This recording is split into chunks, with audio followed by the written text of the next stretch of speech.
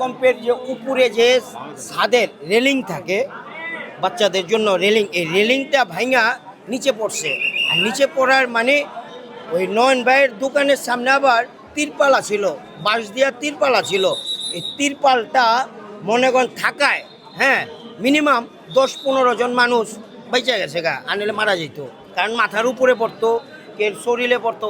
একটা এইটা 6 তলা থেকে পড়াটা মানে অনেক কিছু। ওখান থেকে মনে করেন নিচে যখন পড়ছে হ্যাঁ তিরপালের উপরে পড়ছে, তিরপালের উপরে পড়ায় বেশি ক্ষতি হয় নাই। মানুষের মাথা 3-4 জন আহত হয়েছে, মাথায় পড়ছে, শরীরে পিঠে পড়ছে আর পায়ে পড়ছে।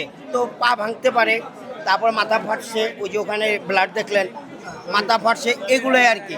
এখানে মানে এই যে ভূমিকম্পটা যেটা বললেন আপনি যে ভাঙলো কেন, এটা হইলো ভূমিকম্পটা কিন্তু অনেক জোরালোভাবে হয়েছে, অনেক জোরালোভাবে হয়েছে। এই জোরালোর কারণে বিল্ডিংটা কিন্তু অবশ্যই নাড়া খাইছে।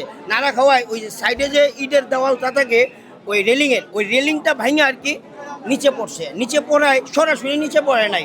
এটা কেউরে দোষ দেওয়া যাবে না, এটা তো কেউরে দোষ দেওয়ার মতো না। কারণ শুক্রবারে আল্লাহ পাক দুনিয়া ধ্বংস করবে, এটা কিয়ামতের আলামত একটু বুঝাই দেওয়া গেল।